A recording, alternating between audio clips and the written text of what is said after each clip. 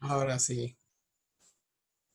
Bueno, nuevamente, eh, bueno, pues ya saben que hay ocasiones en las que la conectividad pues es un poco inestable, así que aparecemos y desaparecemos.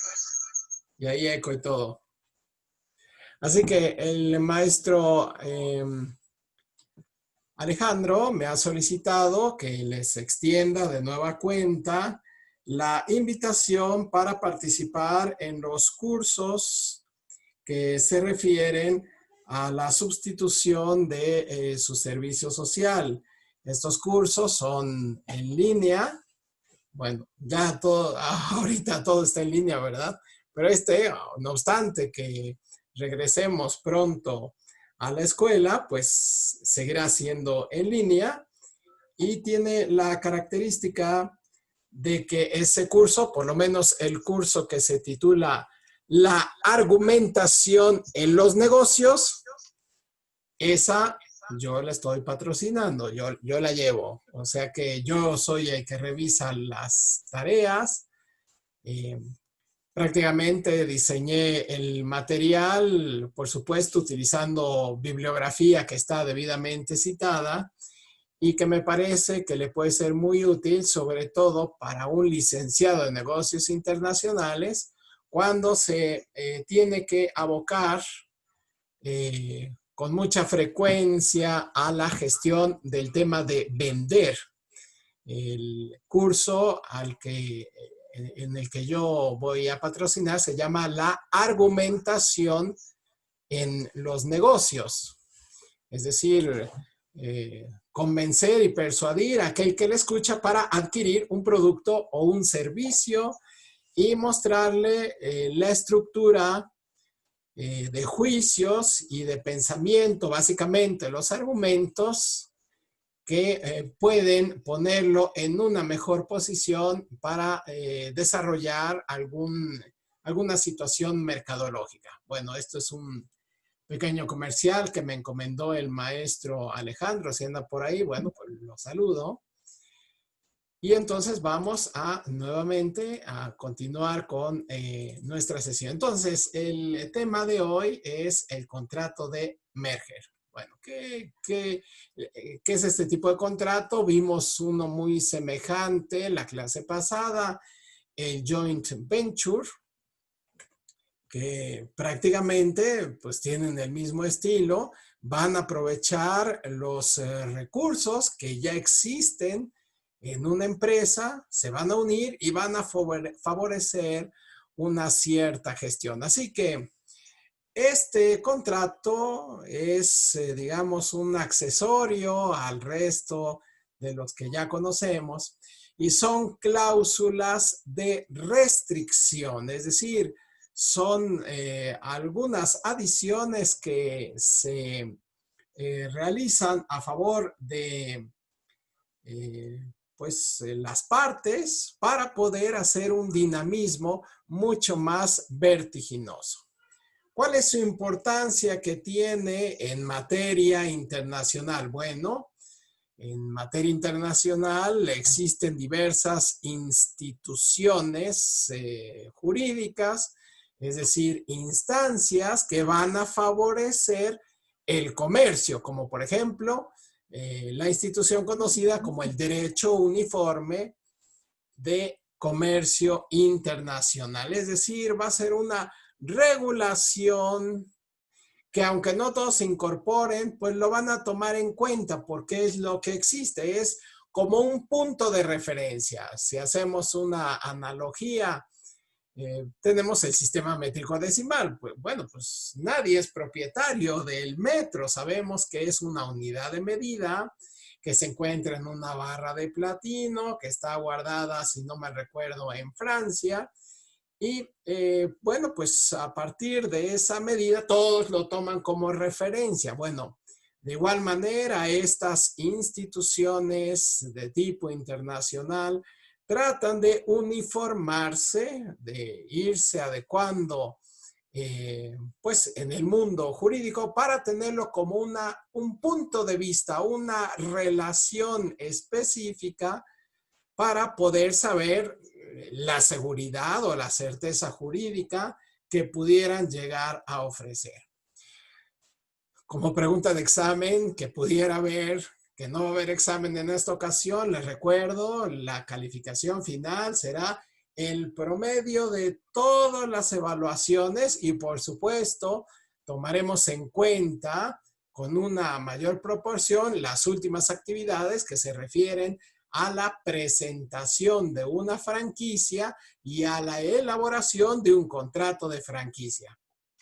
Entonces, el marco jurídico, es decir, las leyes que van a regular este tipo de figura jurídica serán, como punto de referencia, la Convención de Viena de 1980, relativa a la compraventa internacional de mercaderías. Es decir, han existido reuniones, asambleas internacionales, en donde los participantes pues, se han puesto de acuerdo, han coincidido con que debe de haber una estructura genérica con las características elementales para poder hacer más dinámico el comercio, de tal manera que quien más apegado está al sistema métrico decimal, pues tendrá mayor exactitud. Igual, el que está más apegado a lo establecido por este tipo de normatividad, pues tendrá muchas más posibilidades de desarrollar con mayor certeza jurídica los negocios. Así que tenemos la Convención de Viena, y también tenemos los conocidos como UNIDROIT, ¿no? Las Unidades Internacionales de Derecho, también conocidas como PCCI, relativo a los contratos internacionales. Vamos a verlos todos con mucha calma. Estos principios van a ser lo que regule a los contratos internacionales. Tanto la Convención de Viena, los UNIDROIT, o también los principios del derecho contractual europeo. Y aquí están sus siglas. Así que vámonos a ver algunas características genéricas de cada uno de ellos. Podríamos hacer un curso completo, pues, respecto a estos marcos legales. El caso es que, pues, debemos de conocer por lo menos los elementos fundamentales. Bueno, la importancia que tiene esta Convención de Viena es que pues hay muchísimos países que han considerado que los acuerdos que se han llevado a cabo en este congreso, en esta convención, pues es algo con lo que sus propias leyes se pueden adecuar y además la pueden aceptar vía de importación o de exportación, de tal manera que, como nos dice el texto, al menos 2/3 partes de la población mundial aceptan este régimen jurídico relativo a los contratos de la compra-venta internacional. Y tenemos un caso muy sonado, un caso de aquí de Latinoamérica, luego veremos un caso de Europa, pues en el que por lo menos a la fecha de la realización de estas fuentes, probablemente haya cambiado en los últimos meses o en los últimos años, pues Perú no estaba de acuerdo, no se inscribió, no fue o no firmó y no acepta este tipo de tratados. Pero si existe una negociación, como por ejemplo España, entonces lo que procede es que se van a adecuar a este tipo de referencia, es decir, no le va a resultar obligatorio a aquellos estados que no hayan convenido establecerlos como puntos fundamentales de referencia, sino que será, pues, no será obligatorio, sino que será un modo estandarizado de saber cuál va a ser la seguridad jurídica que se le ofrece. Sin embargo, bueno, ¿y cuál va a ser el resultado?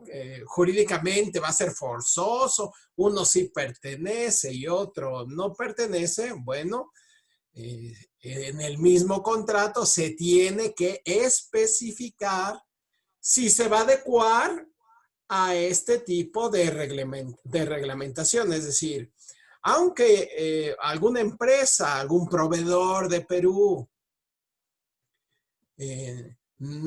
pues sepa que su país no forma parte de esta convención, no la aceptó, no firmó nada, no es obligatorio, voluntariamente puede firmar en el acuerdo que se establezca como la referencia obligatoria para poder realizar la transacción esperada. Así que, pues tendrá que establecerse en el contrato, o bien, en el caso de que no nadie lo diga nada, pues ciertamente el derecho internacional privado pues va a hacer una referencia a una ley local que sea la aplicable. Así que, aunque Perú no ha participado en este tipo de acciones, la empresa o el proveedor, si puede, por mutuo propio, reconocerla y ajustarse a esas medidas específicas. Bueno, las unidades internacionales de derecho, esa es lo que significa este término UNIDROIT, bueno, pues se encuentran establecidos por una institución internacional específica. En este caso es el Instituto Internacional para la Unificación del Derecho Privado. Bueno, no lo vi en esta sesión, pero hay muchísimos institutos, muchísimas organizaciones con aprobación internacional que, bueno, pues los estados lo toman como referencia y este es el caso de esta figura de la unidad, de la Unidad Internacional de Derecho. Bueno.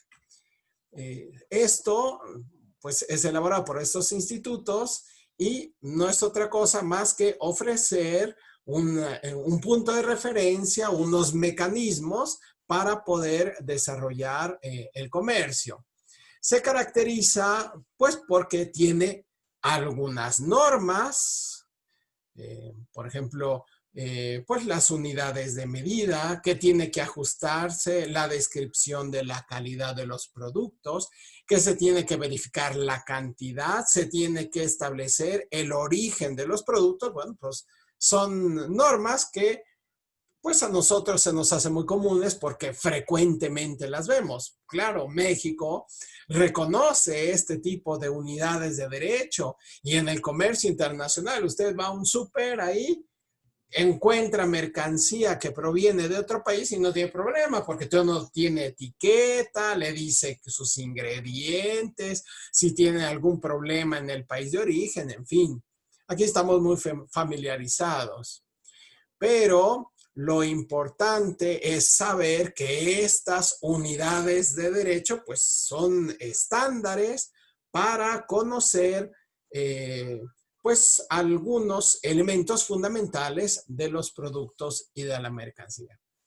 Además, no solamente son una serie de reglas, sino que es un modo en que los lugares, aquí, pues no sé, la Ciudad de México, en Zacatecas o en Sonora, donde va a tener mucho comercio internacional, pues las mismas asambleas legislativas, los mismos órganos de gobierno van a tratar de ajustar su reglamentación conforme a este tipo de características que establecen las unidades internacionales de derecho.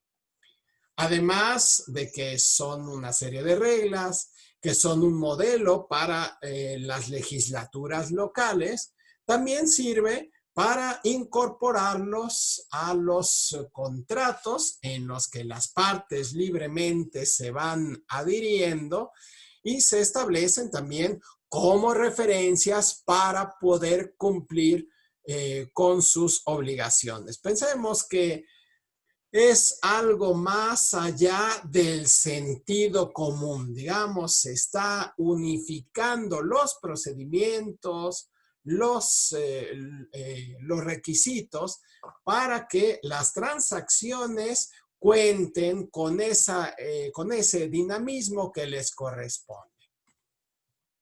De igual manera, bueno, pues su aplicación es un poco más amplia que lo que establece la Convención de Viena, pues, porque pues, la Convención de Viena nada más va a establecer procedimientos generales y la unidad de derecho va a hacer especificaciones sobre cada uno de los productos, de tal manera que si vamos a importar jitomate, pues tiene que ajustarse a estas unidades internacionales de derecho para pues no tener que andar investigando, etiquetando el país de origen, la calidad, ¿no? Va a ser algo que ya previamente está reconocido por estas unidades de derecho y entonces la dinámica de mercadeo es mucho más vigorosa. Por supuesto, se aplica en los contratos mercantiles internacionales y fundamentalmente en el más conocido de todos, que es el contrato de compraventa. Pero, ¿qué es lo que sucede cuando hay una controversia? No se sabe si esta unidad de derecho debió de haberse aplicado o no. Bueno, en ese caso existen otros medios para impugnar o para ir con alguna autoridad y que sea esta autoridad la que pueda interpretar que es a quién le corresponde el derecho. No ganar o perder el juicio, no. Se trata de saber quién tiene el derecho, ¿no? Ese es básicamente. Y así tenemos un ejemplo, un conocido ejemplo en Francia, pues que se desarrolló hace algún tiempo.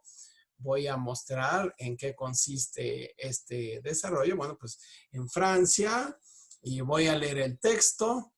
Hubo un laudo se refiere a una sentencia, es el equivalente a una sentencia, solo que pues la sentencia pertenece al poder judicial, en este caso es una sentencia de tipo administrativo que la emite una entidad internacional y dice pues que un tribunal eliminó la confirmación de un pedido cuando se lo solicitaron a los tribunales alemanes. Entonces tenemos un problema en el cual hubo una negociación, se hace un pedido a Alemania y los alemanes dicen, no, tú ya me lo pediste, ahora me lo tienes que pagar, ¿no? Entonces, cuando se somete la controversia, la parte francesa la interpone ante la Convención de Bruselas, bueno, pues la demanda la establece en cuanto que los asuntos se relacionan con un contrato y el lugar de ejecución se determina conforme a esta autoridad. De tal manera que pues esta Convención de Bruselas determina que acude a la Convención de Viena de 1980 con la finalidad de pues, distinguir a quién le pertenece el derecho. Esta convención establece que el lugar del pago del contrato es donde se encuentra el vendedor, de tal manera que aquellas deudas que se han ido acumulando se deben de hacer en el establecimiento del acreedor. Así que teníamos una circunstancia en la cual se hizo una negociación, hubo problemas en el pago, pero como son instancias perdón, son partes internacionales, bueno, pues había un monto de deuda que se invocó que debía de hacerse en el pago del acreedor, es decir, en Francia, y por lo tanto, pues la Corte Internacional falló a favor de los franceses, y esto trajo como consecuencia que, bueno, pues el resto de los tribunales locales hicieran esta interpretación del derecho conforme a los principios de Viena. ¿Cuál es la importancia que tienen estos instrumentos? En primer lugar, es que los tribunales locales invocan ya de entrada estos principios de unidad de derecho, de tal manera que pues es tácitamente reconocido dentro del mismo esquema local. Además, en esta sentencia tan memorable, y por eso se cita constantemente, pues se establece el apoyo a este tipo de figuras y pues que es reconocida por, por los temas locales. De igual manera, existen supuestos que no se encuentran regulados por la misma Convención de Viena ni por otras disposiciones, así que bueno, pues ofrecen sí elementos para poder interpretar el favor del derecho y saber a quién le pertenece. Bueno. Pero además de la Convención de Viena, además de las unidades internacionales de derecho, tenemos los principios del derecho contractual europeo. Ciertamente va a ser algo que rija conforme a los productos y servicios de la Comunidad Europea y de los países que se encuentran en ese territorio, que pues también son un modo de referencia, aunque no tan recurridos como las unidades de derecho. Aunque en la Comunidad Europea son los principios más locales que tienen y se desarrollan sobre estos principios, pues las unidades de derecho son las más invocadas. Así que, pues existen, por ejemplo, resoluciones en el Parlamento Europeo que van a establecer como los principios contractuales de derecho como una codificación regional del comercio. Además, es conocida también pues con estos nombres, la Comisión Lando, pues por el reconocimiento, así como los médicos que le ponen el nombre de algunos órganos del cuerpo a los descubridores. Bueno, aquí también los juristas que promueven este tipo de mecanismos les bautizan de ese modo, por eso se le conoce como la Comisión Lando a este modo de interpretar el derecho contractual europeo. Sabemos que los propósitos pues, son semejantes a los principios de las unidades del derecho. Bien. Ahora vamos a llegar al Merger Clauses, ¿no? Merger Clauses son cláusulas de restricción que son utilizadas por los contratantes, por supuesto, en sistemas principalmente anglosajones. Y existen reglas que es conocida como la Parole Evidence Rule, ¿no? Las reglas de la palabra evidente. Y esto tiene como objetivo impedir que la intención de las partes sea determinada por negociaciones previas. Se va a ir expresamente a lo que se declare en los contratos. De tal manera que, aunque no existan estas cláusulas merger, pues se entiende que el mismo contrato va a expresar todos y cada uno de los detalles. Así que En el caso de que exista alguna controversia, los jueces tendrán que hacer un análisis de los escritos, de cuáles fueron las obligaciones a las que se sometieron las partes y, por supuesto, ver los términos de cada uno de los acuerdos. Bueno, hay algunos otros temas que podemos considerar. Todavía me faltan algunas cuestiones, pero bueno, aquí la aplicación ya está llegando a su término. Solamente quisiera mencionar pues la importancia que tiene participar en la plataforma de la universidad. Recuerden que es el medio objetivo a través del cual tanto los profesores como la coordinación pues tienen la evidencia de su trabajo específico que se ha realizado a lo largo del semestre. En esta ocasión, bueno, pues nos agarró esta emergencia sanitaria, ya libramos el primer parcial, hemos hecho algunos trabajos de forma constante a lo largo del semestre, y lo que nos queda ahora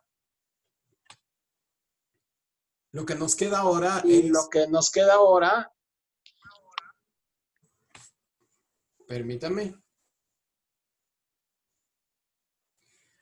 Lo que nos queda ahora es pues continuar con esta mecánica. Permítame. Pues continuar con esta mecánica. Lo que nos queda ahora es... Déjame aquí. Voy a revisar si tengo un eco. Algún vicio en la transmisión. Voy a revisar si no tengo algún vicio pues, en la transmisión.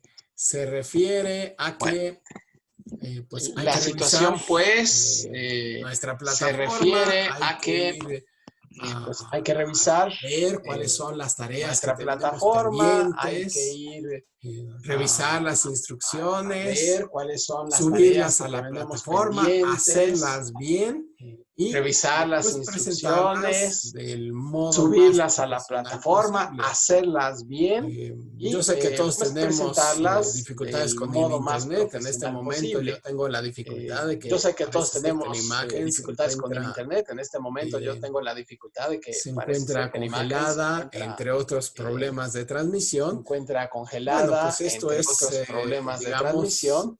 Relativamente pues común, digamos, en este tipo de relativamente común tecnologías. Todavía no llegamos a perfeccionarlas, vamos muy bien, es maravilloso. Todavía no llegamos a perfeccionarlas, pues, vamos muy bien, o sea, es maravilloso lo que nos ofrecen, pues, todavía pero pues muchas ciertamente con la demanda pues todavía tiene pues, es que lo común es que revise la plataforma. Es el medio a través del cual nos estamos comunicando. A través de este medio tenemos nosotros también pues las evidencias de lo que estamos trabajando. Voy a compartirles la pantalla. Miren, aquí tenemos nuestro grupo. En este grupo, pues ya tenemos aquí algunas actividades. Fíjense, ya hemos resuelto muchas de estas. De abajo son las que se refieren al primer parcial, ya todo el mundo ya las superó, pero pues hay que terminar todas. El contrato, consignación, maquila, en las próximas horas voy a modificar la fecha de entrega, pues para aquellas personas que no tuvieron oportunidad, se despistaron o se han dado cuenta de que su trabajo está equivocado, bueno, pues lo sustituyan, pongan el correcto y vayan llenando cada una de las actividades. El último que puse es este de el Joint Venture, que se refiere precisamente a lo que vimos en la clase pasada y también incluye a esta misma sesión, que consiste en localizar empresas que se asocian bajo este modelo de negocios, explicar sus elementos y presentarlos, ¿no? los elementos que nos hagan pensar que pertenecen a este tipo de asociación. Entonces, pues hay que poner una portada y bueno, pues unas sencillas conclusiones al respecto. No sé si haya alguna pregunta hasta este momento, si quieran comentar algo, pueden activar sus micrófonos, por favor. O bueno, lo pueden pensar, por ejemplo, esta es la presentación de la franquicia, pues presentar un video sencillo, usted lo puede grabar en su teléfono, ponerse de acuerdo con otros compañeros, lo pegan y lo ponen en una nube que puedan compartir. Y bueno, pues aquí vienen todas las características. Pues, que debe tener una presentación personal, quién presenta, cuál es la operación, cuánto cuesta la franquicia, cuáles son los derechos, cómo se pueden resolver algunos problemas laborales, administrativos, cuánto cuesta la franquicia, cuáles son los derechos, cómo se pueden resolver un ejercicio que les puede ser muy útil. Es algo, un ejercicio que no solamente les puede ser muy útil profesional, sino sobre todo, pues no solamente es algo práctico y muy adecuado a nuestra materia. Bueno, cualquier pregunta me la pueden hacer llegar a través del foro, a través del jefe de grupo. Bueno, nos veremos entonces hasta el próximo viernes. Pregunta me la pueden hacer llegar a través del foro, a través del jefe de grupo y nos veremos.